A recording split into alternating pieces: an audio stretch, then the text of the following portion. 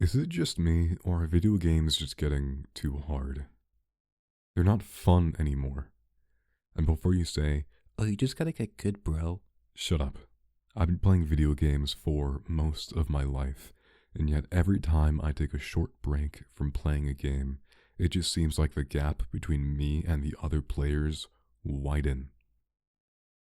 It's to the point where I don't want to play some of my favorite games anymore because of how far behind I feel each time I try to pick it back up.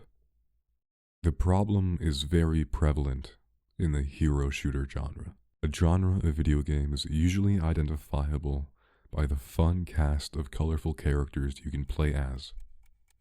And the first game I think of when I hear hero shooter is this pretty old game called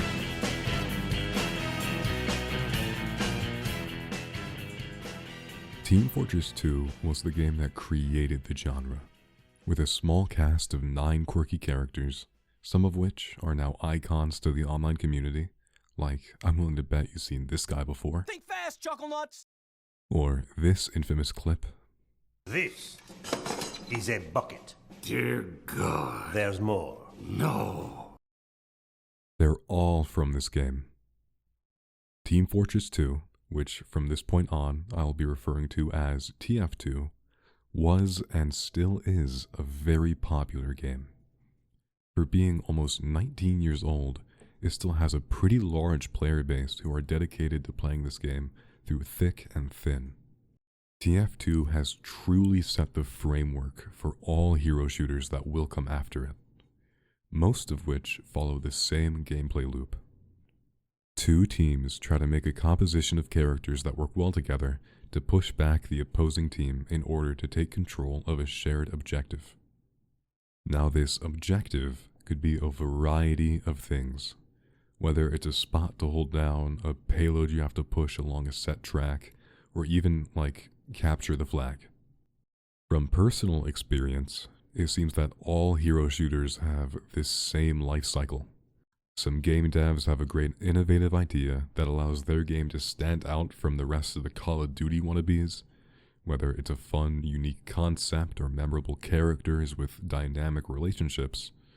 The game blows up and becomes a cult classic with its own community of consistent players. Eventually, it becomes so inaccessible and optimized that most potential new players are too intimidated to try and learn how to play. Heck, look at what Fortnite became. When I first started playing Fortnite, I thought building little boxes with multiple layers of defense and the occasional ramp for mobility was the pinnacle of building in that game. And now I look at the average 8-year-old building a scale-accurate Notre Dame within 5 seconds of hearing a gunshot, and I'm not surprised. Like, I swear, no build was the best thing Epic has done for Fortnite before adding Goku. Sorry, I'm getting off topic. This video isn't about Fortnite. My next one might be, though. Anyways, back to my rant about hero shooters. It seems like every company has thrown their hat into the ring when it comes to the pile of hero shooters on the market. We have games like the aforementioned TF2, and then we got Overwatch, Paladins, Deadlock, Valorant, and just last year, we got Marvel Rivals. Despite being the blueprint for all hero shooters that came after it, TF2 isn't the game that gave the genre its name. That would actually be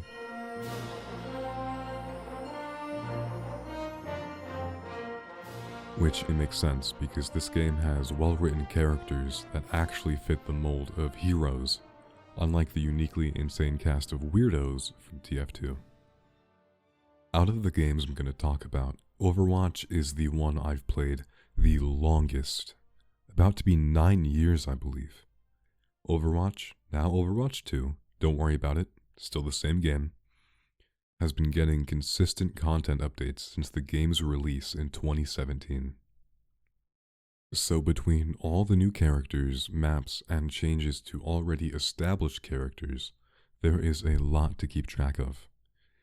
And on top of all of that, they added perks to the game, where over the course of a match, you get to level up the character you're playing. After leveling them up, you get to choose one of two minor perks that upgrade abilities in a unique way.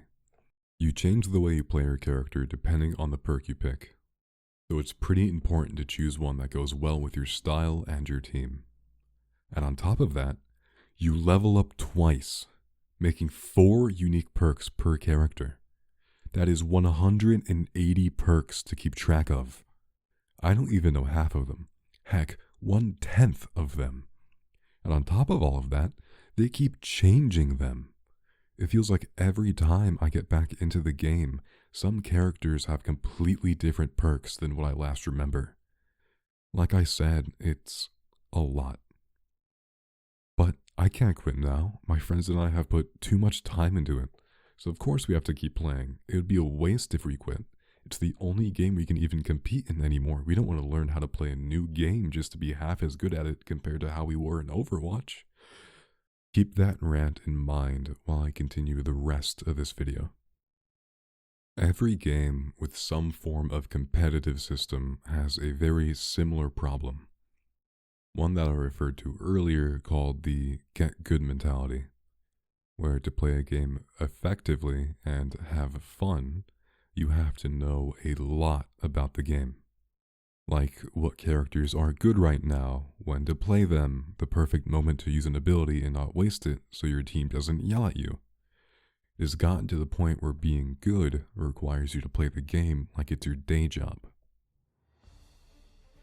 And we're seeing it the most right now in the most popular hero shooter in a while. The most hero shooter, Marvel Rivals.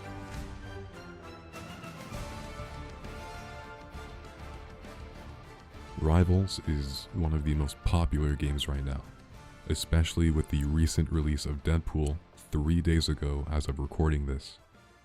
It's also the second most competitive game on this list, next to the last one I'll talk about.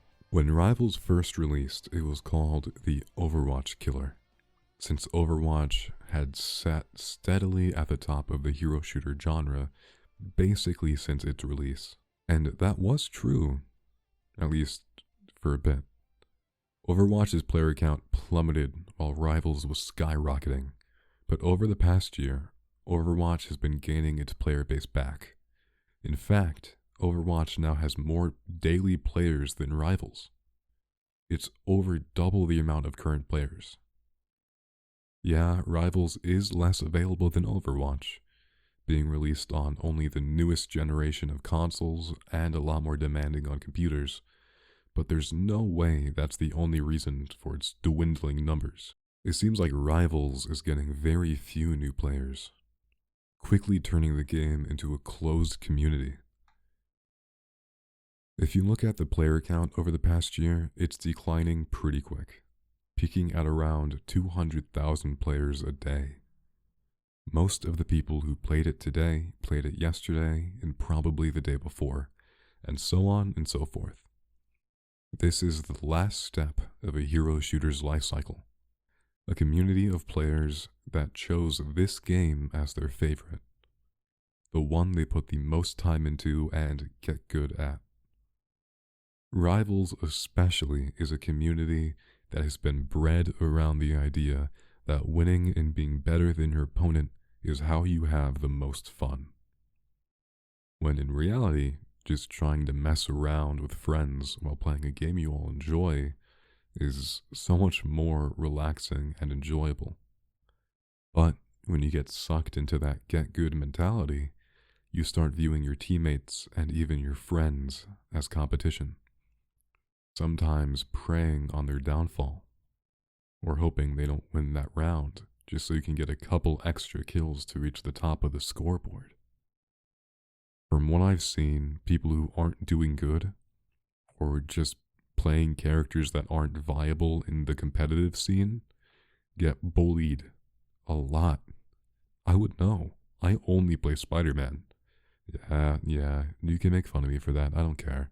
I just like swinging around with him. That's what I'm trying to get at here. So what if they're not doing good in a casual match? So what if they play Black Widow? Let them have fun playing the character that they like. That goes for any game. Let your 3-16 Spider-Man swing around It looks like he's having fun.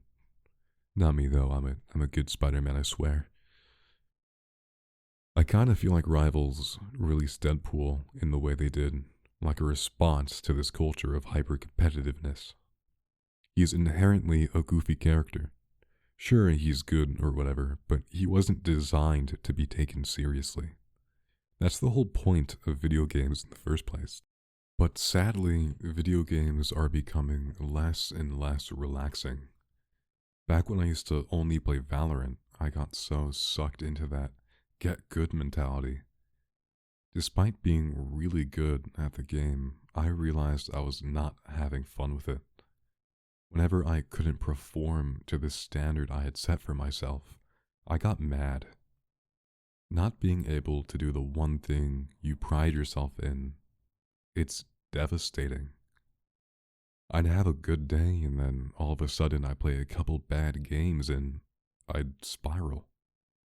It wasn't a game anymore. It was a way to satisfy my ego. And whenever I couldn't, I just felt worthless. But despite all of that, I was always very supportive to my teams, trying to cheer them on if they weren't too confident, or just being a calm presence after they mess up. It may seem small, but I could always tell that it helped. One of my most fond memories on Valorant was this random guy I played a game with. He started the game with a pretty sour attitude, blaming everyone for anything and everything. We had the whole game together, so I figured I'd spend that time being as cheerful as I could as a way to sort of counteract his toxicity. Over the course of the game, he started cheering up, and by the end of it, he actually apologized for his behavior. I like to believe that after that game, he went into his next one with the same attitude I did. Maybe even cheering on his team, but who's to say? That is to say that your actions and words matter, in person or even online in a video game. They always affect someone, even if you think they don't. Okay, that's all for this one. See you soon.